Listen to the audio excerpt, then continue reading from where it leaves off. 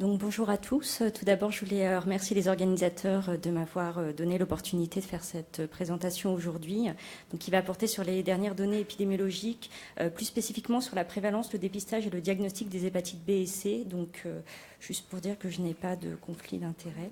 On va commencer par l'hépatite C en population générale. Donc historiquement, les données d'estimation de prévalence et de la proportion de personnes infectées qui connaissent leur statut reposaient sur l'enquête nationale de prévalence qui avait été conduite en 2004 par l'Institut de veille sanitaire à l'époque auprès d'un large échantillon de 15 000 personnes. Donc depuis 2004, cette étude n'avait pas pu être reconduite essentiellement en raison de contraintes budgétaires et en fait plusieurs modélisations ont permis d'actualiser ces estimations, mais toutes ces modélisations étaient basées sur les données de l'enquête de 2004. D'où la nécessité, du fait de l'évolution du contexte épidémiologique, de disposer de nouvelles estimations basées sur une enquête. Donc en 2016, nous avons testé l'implémentation d'un volet virologique qui s'appelle Barotest, implémentation sur une étude téléphonique qui s'appelle le baromètre santé. Donc le baromètre santé, c'est un dispositif d'enquête répété auprès d'un échantillon aléatoire de la population générale. Donc pour l'édition 2016, cette enquête était réalisée auprès des personnes vivant en France métropolitaine et âgées de 15 à 75 ans. Ce sont des enquêtes plurithématiques, mais l'édition de 2016 portait prioritairement sur les maladies infectieuses, la santé sexuelle, le dépistage des hépatites B et C au cours de la vie et du VIH. Donc le volet virologique Barotest que je vais vous présenter consistait à proposer donc en fin d'interview téléphonique aux participants majeurs et bénéficiaires d'une couverture sociale un dépistage gratuit des hépatites B, C et du VIH à partir d'un autoprélèvement de sang déposé sur papier buvard réalisé à domicile. Donc concrètement, les participants au baromètre santé qui acceptaient de participer au volet virologique recevaient par voie postale un kit d'autoprélèvement, donc qui se présente comme sur la photo, donc avec un papier buvard, des autopiqueurs, des lingettes désinfectantes, un mode d'emploi et un formulaire de consentement.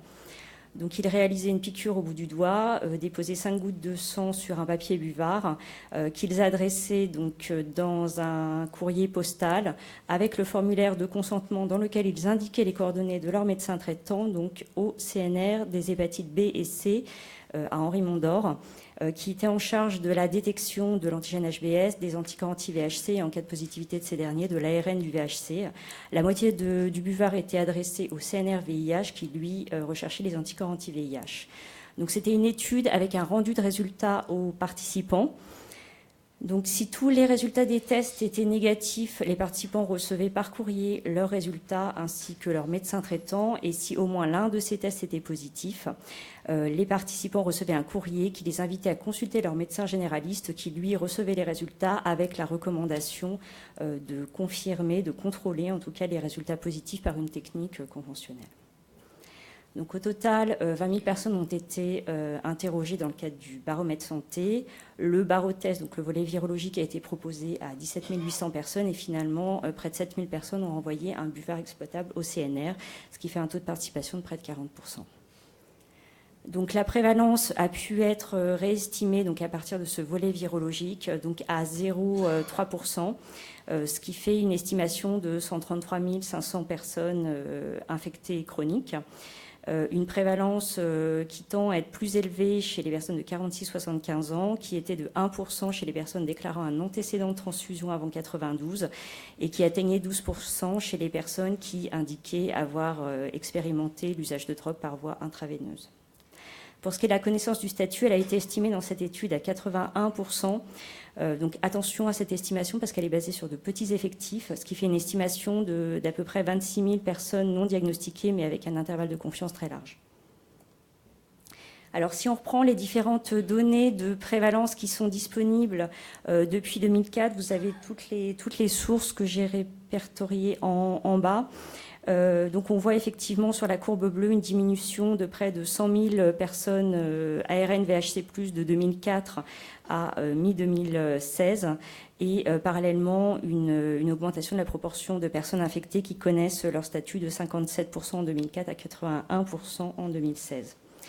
Et depuis mi-2016, me direz-vous, depuis mi-2016, qu'on peut estimer à partir des données de l'assurance maladie, c'est que à la fin du premier trimestre 2018, environ 28 500 personnes auraient initié un traitement par AAD et auraient guéri. Et on estime, alors je suis désolée, je n'ai pas le temps de vous montrer le détail de ce calcul, mais à Santé publique France, on a estimé le nombre de nouvelles infections au cours de cette période de quasiment 2 ans à environ 10 300 nouvelles infections chroniques, ce qui ferait une estimation à la fin du premier trimestre 2018 d'environ 115 000 personnes infectées. Mais attention, c'est sans prendre en compte la mortalité et les flux migratoires.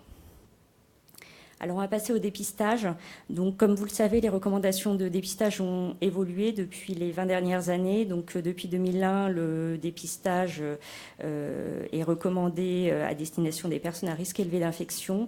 Le premier rapport d'experts sur la prise en charge des personnes infectées par le VHB et le VHC a préconisé un dépistage combiné du VHC, du VHB et du VIH et qu'il soit étendu à l'ensemble des hommes de 18 à 60 ans et aux femmes enceintes, indépendamment des expositions à risque. Le deuxième rapport d'experts de 2016 ainsi que les recommandations de la FEF préconisent un dépistage combiné également de ces 3 virus, mais un dépistage universel, donc à l'ensemble des adultes au moins une fois au cours de la vie. Donc actuellement, la HAS travaille sur la réévaluation de la stratégie de dépistage de l'hépatite C et dans la feuille de route qu'elle a publiée au mois de novembre, donc elle indique que l'une des options envisagées sera un dépistage combiné des 3 virus, mais aussi des IST et un dépistage universel. Alors, ce qu'on peut dire sur le dépistage, c'est que quand on interroge la population générale, moins d'une personne sur 5 indique avoir déjà été dépistée pour l'hépatite C au cours de la vie. Une proportion plus faible chez les 46-75 ans, chez lesquels la prévalence semble plus élevée. Parmi les personnes qui indiquent un antécédent de transfusion sanguine avant 92, moins d'un quart d'entre elles indiquent avoir déjà été testées pour l'hépatite C. Et parmi les personnes qui rapportent un usage de drogue au moins une fois au cours de la vie par voie intraveineuse, environ un tiers d'entre elles n'auraient pas été testées pour l'hépatite C. Pourtant, l'activité de dépistage en France est relativement importante puisqu'on estime le nombre de tests réalisés en 2016 à 4,1 millions avec une hétérogénéité départementale, donc un peu plus de tests à Paris, dans certains départements du Sud-Est et dans les DFA. Ce qu'on peut dire en termes d'évolution de l'activité de dépistage, c'est que cette activité de dépistage ne fait que croître depuis le début des années 2000. Donc sur le graphique, je vous ai représenté l'évolution de 2009 à 2018. Là, ce sont des données de l'assurance maladie que nous avons exploitées. Et ce qu'on voit, c'est que sur la première période jusqu'à 2015, on voit une augmentation d'environ 3% par an en moyenne et une augmentation un petit peu plus forte depuis 2015 et qui concerne, comme vous le voyez sur cette diapo, toutes les classes d'âge et autant les hommes que les femmes. Donc peut-être un impact des recommandations de 2014 et 2016, mais un impact assez modéré. Alors, qui sont les personnes qui réalisent un test de dépistage des anticorps anti-VHC donc en 2018 pour 62% d'entre elles, ce sont des femmes. Et quand on regarde effectivement la distribution d'âge, ce sont des femmes qui sont plutôt jeunes. Quand on compare cette distribution à la distribution des femmes dépistées pour l'antigène HBS, on a vraiment des profils qui sont extrêmement comparables, et ce, depuis une dizaine d'années, ce qui sous-tend que le dépistage des anticorps anti-VHC serait probablement fait en cours de grossesse, quand on voit effectivement le pic important chez les femmes de 20 à 39 ans. Alors, quand on compare ce profil au profil des personnes qui sont nouvellement diagnostiquées VHC positives, on voit qu'on a un décalage, c'est-à-dire que déjà, ce sont majoritairement des hommes et ces personnes sont nettement plus âgées, notamment les femmes, avec toujours une proportion relativement importante de personnes âgées de plus de 60 ans, probablement contaminées par transfusion sanguine avant 92. Alors, l'hépatite C dans les populations spécifiques. Donc chez les usagers de drogue, là, ce sont les données de l'enquête Coquelicot 2011-2013, donc enquête Coquelicot donc, auprès des CARUD et des XAPA, une enquête qui va être renouvelée à la fin de l'année. Donc on a une prévalence chez les usagers de drogue par voie intraveineuse qui est de plus de 30% et une connaissance du statut, notamment chez les usagers actifs au cours du dernier mois, qui est très faible, donc qui est inférieur à 46%. Or, c'est une population qui peut constituer un réservoir très important de contamination, avec une incidence dans cette population qui est estimée à 11% personnes année. Alors, chez les hommes ayant des relations sexuelles avec les hommes, donc là, ce sont des données de l'enquête Prévaguet 2015. Donc, ce sont des HSH qui sont recrutés dans des lieux de convivialité gay. La prévalence a été estimée à 0,7% et vous voyez une prévalence qui monte à 11% chez ceux qui déclarent avoir pratiqué le slam au cours de la vie et une connaissance du statut de 37%. Dans les populations migrantes, donc selon les enquêtes et selon les populations recrutées, on a des prévalences qui oscillent entre 0,6 et 4%, avec une proportion de personnes qui connaissent leur statut assez hétérogène, donc qui n'était que de 11% dans l'enquête Précavir auprès de consultants de 2 permanences d'accès aux soins dans le Val-de-Marne. Alors on passe à l'hépatite B, donc en population générale. Donc l'étude Barreau-Test a permis d'estimer la prévalence, donc une prévalence quasi identique à celle de l'hépatite C, de 0,3%. Pour mémoire, en 2004, elle avait été estimée à 0,65%, donc une prévalence qui tend à baisser. Une prévalence qui atteint près de 6% chez les personnes qui sont nées en Afrique subsaharienne, donc ce qui fait une estimation d'environ 136 000 personnes porteuses de l'antigène HBS. Alors la connaissance du statut, et là encore les effectifs sont faibles, la connaissance du statut a été estimée à 17,5%, ce qui ferait une estimation de 112 000 personnes non diagnostiquées pour l'hépatite B. En termes d'antécédents de dépistage, environ 36% de la population générale déclare avoir déjà été testée au cours de la vie. Et quand on interroge effectivement les personnes qui sont nées en Afrique subsaharienne ou en Asie, seule une personne sur 2 nous indique avoir été testée pour l'hépatite B au cours de la vie, et seules 6 personnes sur 10 pour celles qui indiquent avoir vécu ou eu des rapports sexuels avec une personne infectée par le VHB, donc un dépistage insuffisant. En termes d'activité de dépistage, on a une activité un petit peu plus élevée que pour l'hépatite C, estimée à 4,3 millions de tests réalisés en 2016, une hétérogénéité départementale relativement identique à celle pour l'hépatite C et vraiment une évolution du nombre de tests réalisés vraiment très proche. Alors, les caractéristiques des personnes testées pour l'antigène HBS, donc ce sont pour 2 tiers des femmes qui ont un âge médian de 32 ans et les hommes sont un petit peu plus âgés. Les personnes qui sont nouvellement diagnostiquées positives pour l'antigène HBS donc, sont plus souvent des hommes et comme vous le voyez, ce sont des personnes qui sont plutôt plus âgées que les personnes qui réalisent des tests de dépistage de l'antigène HBS, donc notamment pour les femmes. Alors, en population spécifique, la prévalence est élevée donc, chez les personnes qui sont nées en Afrique subsaharienne ou en Asie, avec des prévalences selon les études qui varient de 5% à 10% dans l'enquête Précavir. La deuxième enquête, c'est une enquête portée par Santé publique France qui s'appelle Afrobaromètre auprès d'un échantillon de la population afro-caribéenne vivant en Île-de-France. Et dans ces 2 études, on retrouve une connaissance du statut, effectivement, qui est inférieure à 25%. Alors, chez les usagers de drogue et les HSH, on a des prévalences de 1,4 et de 0,6%, parce que ces populations sont contaminées à l'âge adulte, donc il y a un taux de passage à la chronicité plus faible que chez les personnes qui sont nées en Afrique, et une couverture vaccinale déclarée de plus de 60%.